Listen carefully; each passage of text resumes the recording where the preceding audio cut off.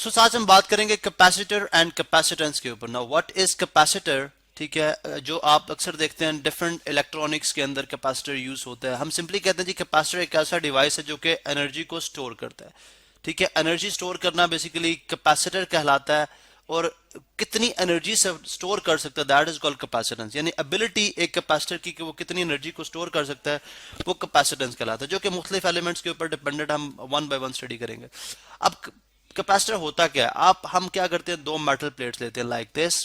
ठीक है, ये एक मेटल प्लेट है और इसी तरह से हमारे पास एक सेकंड मेटल प्लेट है। ठीक है, चले हम उसको इस तरह से शो कर देते हैं। चलें जी, ये हमारे पास एक सेकंड मेटल प्लेट है जो कि सम डिस्टेंस के साथ सेपरेटेड है। ठीक है, यानी थ्रू विद सम डिस्टेंस इनके दरमियान, लेट्स सपोज जो डिस्टेंस इनके दरमियान, ठीक है, वो है डी। ठीक है, एंड कैपेसिटी जो ये प्लेट है, मेटेलिक प्लेट होती है, ये इसका जो एरिया है दैट इज ए। अब हम क्या करते हैं, इस मेटेलिक जो प्लेट है हमारे पास, दिस इज मेटेलिक प्लेट। ठीक है, सॉरी यहाँ पे हम बात करते हैं जी, this is metallic plate, metallic plate. ठीक है, और ये भी आपकी दोनों मेटालिक प्लेट्स है। अब मीन के दे आर कंडक्टर्स। अब होगा क्या कि हम इसको दोनों को वायर्स के साथ कनेक्ट करेंगे। ठीक है, वायर्स के साथ कनेक्ट कर देंगे, इसको भी और इसको भी। अब अगर हम ये जानते हैं कि अगर हम इसको पॉजिटिव चार्ज देते हैं, टॉप प्लेट को पॉजिटिव चार्ज देंगे। पॉजिटिव चार्ज देने के बहुत सारे मेथड्स हमने आपको बताए थे। ठीक है, बाय कंडक्शन मेथड इसको दिया जा सकता है, बाय जो है वो इंडक्शन मेथड दिया जा सकता है, रबिंग से दिया जा सकता है। आप ऐसे करें कि एक सिल्क क्लॉथ को जो है एक ग्लास रॉड को सिल्क क्लॉथ के साथ रब करेंगे तो उसके ऊपर पॉजिटिव चार्ज आ जाएगा, उसको कनेक्ट करेंगे तो वो पॉजिटिव चार्ज इसके अंदर ट्रेवल करेगा, इसके ऊपर पॉजिटिव चार्ज इंड्यूस कर देगा। अब हम जानते हैं कि अगर इसके ऊपर पॉजिटिव चार्ज है तो क्या होगा कि इसके ऊपर पहले ये न्यूट्रल है, ये वाली प्लेट हमारी न्यूट्रल है, मीन के positive negative positive negative positive negative like this, equal number of positive equal number of negative charges हैं इसके ऊपर लाइक दिस। ठीक है, हम सपोज कर लेते हैं। अब होगा क्या, जब आपने एक प्लेट को पॉजिटिव चार्ज किया तो इंडक्शन की वजह से ये पॉजिटिव चार्ज यहां से क्या करेगा, रिपेल करेगा। ठीक है, और इस प्लेट के ऊपर क्या चार्ज आ जाएगा, सिंपली नेगेटिव। ठीक है, ये सिंपल सा एक हमारे पास जो है वो वे है, इसके ऊपर क्या चार्ज आ जाएगा, नेगेटिव। अब अगर आप देखें तो आप जितना इसके ऊपर चार्ज डालते जाएंगे ज्यादा, उतना ही इसके ऊपर नेगेटिव चार्ज आता जाएगा। अब एक बड़ी स्ट्रॉन्ग इलेक्ट्रिक फील्ड है, यानी इलेक्ट्रिक फील्ड आप जानते हैं इमेजिनरी लाइंस हैं जो पॉजिटिव से निकलती हैं, लाइक स्ट्रेट। अगर यहां से देखा जाए तो बिल्कुल स्ट्रेट आएंगी इस प्लेट के ऊपर लाइक दिस। ठीक है, और इसी तरह से यहां से बेंड करती हुई आएंगी, हम ये जानते हैं।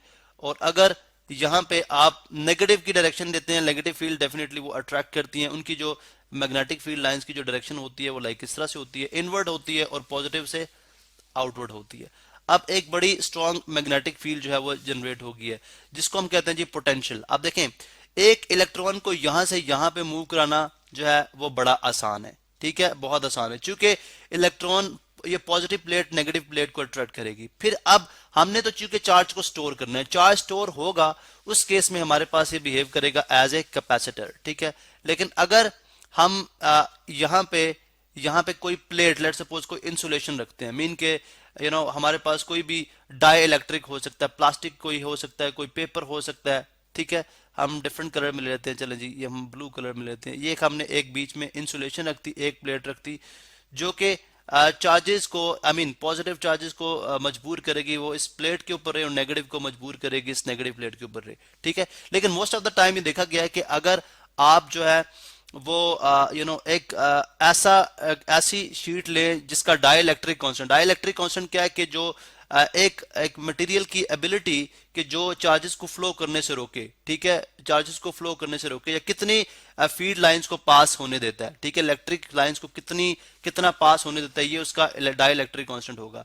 तो अगर लेट सपोज इलेक्ट्रिक फील्ड बहुत स्ट्रांग है और आपने जो इंसुलेटर बीच में इस्तेमाल किया हुआ है वो इतना उसका डाइलेक्ट्रिक कांस्टेंट नहीं है, तो क्या हो जाएगा वो मतलब वो जो है वो डैमेज हो जाएगा। ठीक है, उसके बाद आपकी जो कैपेसिटर होगा वो ऑटोमेटिकली डिस्चार्ज हो जाएगा। अब हमने क्या किया है, कैपेसिटर को चार्ज किया हुआ है।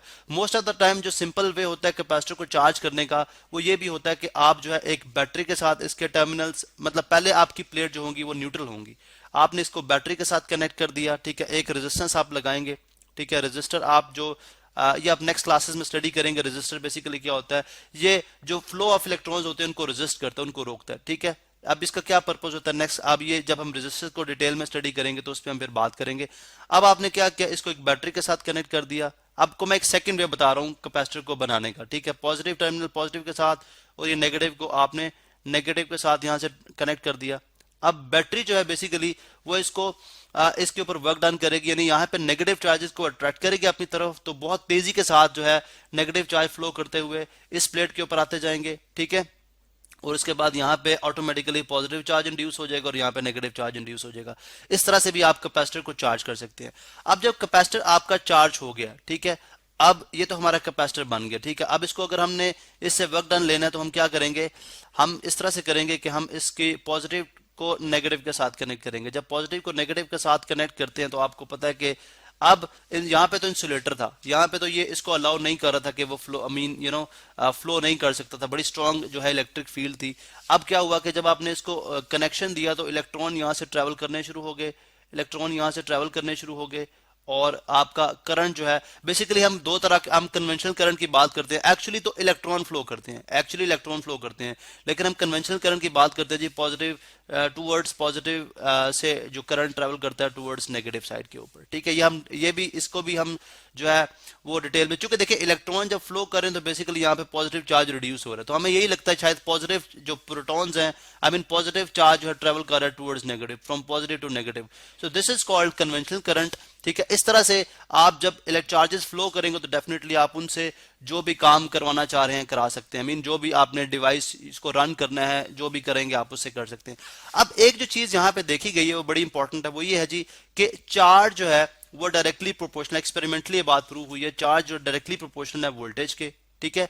अब वोल्टेज क्या है, पोटेंशियल डिफरेंस है, मीन हम जानते हैं कि जितना ज्यादा पोटेंशियल डिफरेंस यहाँ पे होगा उतना ही ज्यादा चार्ज आएगा, उतना ही ज्यादा चार्ज आएगा। मीन देखें अगर पोटेंशियल डिफरेंस हमने ऑलरेडी भी एक्सप्लेन किया हुआ है, ऑलरेडी इस पे बात की, अगर मैं यहाँ पे बात करूं तो एक इलेक्ट्रॉन के लिए एक इलेक्ट्रॉन के लिए यहाँ से यहाँ पे जाना बहुत आसान है, ठीक है, यहाँ से इलेक्ट्रॉन के लिए जाना आसान है, लेकिन अगर मैं एक प्रोटॉन को यहाँ पे रखूंगा, प्रोटॉन को मैं यहाँ पे रखूंगा तो उसके लिए यहाँ से यहाँ पे जाना बहुत मुश्किल है, क्योंकि ये against the electric field move करेगा, ये क्या करेगा, अगेंस्ट इलेक्ट्रिक फील्ड के मुखालिफ सिंथ में आएगा, इसलिए मुझे इस पर वर्क डन करना पड़ेगा। लेकिन चूंकि हमारे पास ये नेगेटिव चार्जेस हैं तो नेगेटिव चार्जेस आपने जितना ज्यादा इसके ऊपर जितना आपने इसको वोल्टेज दिया, मीन जितना आप बैटरी, जितनी हाई बैटरी होगी उतनी ही ज्यादा आप इसको जो है वो चार्ज करेंगे, डिपेंड्स, इसकी भी एक लिमिट है, इसकी भी एक लिमिट है। वो लिमिट क्या है, Q इज, जब आप प्रोपोर्शनैलिटी खत्म करते हैं तो आप इंट्रोड्यूस करते हैं constant which is called C, which is called capacitance, ठीक है। तो Q इज इक्वल टू आ जाएगा CV।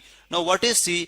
C बेसिकली अगर आप C को फाइंड आउट करना चाह रहे हैं, C आ जाएगा Q/V, ठीक है, Q/V। Now what is C? C is called capacitance of capacitor, capacitance of capacitor यहाँ पे मैं शो कर दूँ, यानी कैपेसिटेंस ऑफ कैपेसिटर क्या होता है कि हर एक जो कैपेसिटर होता है उसकी एक एबिलिटी होती है जिस हद तक वो चार्ज को स्टोर कर सकता है। अब इस चीज को कैपेसिटेंस बेसिकली जो गिवन होता है, कैपेसिटेंस इक्वल होता है epsilon A/D। Now what is A मैंने बात की जी, प्लेट का एरिया जितना ज्यादा होगा कैपेसिटेंस उतना ज्यादा होगा, यानी उस कैपेसिटर की जो एबिलिटी होगी चार्ज स्टोर करने की वो भी ज्यादा होगी। इसी तरह से फिर हमने देखा एप्सिलॉन क्या है, जो डाइलेक्ट्रिक है, जो आपने मटेरियल बीच में यूज किया हुआ है वो एप्सिलॉन है, ठीक है। और डी क्या है, दो प्लेट्स के दरमियान सेपरेशन है, मीन के सेपरेशन ज्यादा होगी तो चार्ज को स्टोर करने की एबिलिटी कम होगी, सेपरेशन कम होगी तो चार्ज को स्टोर करने की एबिलिटी ज्यादा होगी। ये है हमारे पास कैपेसिटेंस, ठीक है। अब जो हमारे पास यूनिट ऑफ कैपेसिटेंस है, अब आप जानते हैं कि चार्ज का यूनिट क्या है, हमारे पास कूलम, ठीक है। वोल्टेज का क्या है, हमारे पास वोल्ट, ठीक है। तो चार्ज कूलम पर volt is equal to called farad, तो हमारे पास कैपेसिटेंस का यूनिट क्या होता है, फैरेड, ठीक है। यहाँ पे हम शो करते हैं फैरेड एक बहुत बड़ा यूनिट है, ठीक है। हम जनरली स्मॉलर जो है यूनिट यूज करते हैं। अब व्हाट इज 1 फैरेड, हम बात करते हैं जी कि इफ 1 कूलम ऑफ चार्ज जो है, अगर प्लेट्स को 1 कूलम चार्ज दिया जाए, यानी कैपेसिटर की प्लेट्स को 1 कूलम चार्ज दिया जाए, ठीक है, तो अगर वो अगर 1 वोल्ट का पोटेंशियल डिफरेंस जो है वो प्रोड्यूस करेगा तो उसका कैपेसिटेंस कितना होगा, 1 वोल्ट। यानी अगर 1 कूलम चार्ज दोनों प्लेट्स को दिया जाए और ये एक वोल्ट का पोटेंशियल डिफरेंस जो है वो क्रिएट करते हैं तो उसका जो कैपेसिटेंस होगा वो क्या होगा, 1 फैरेड।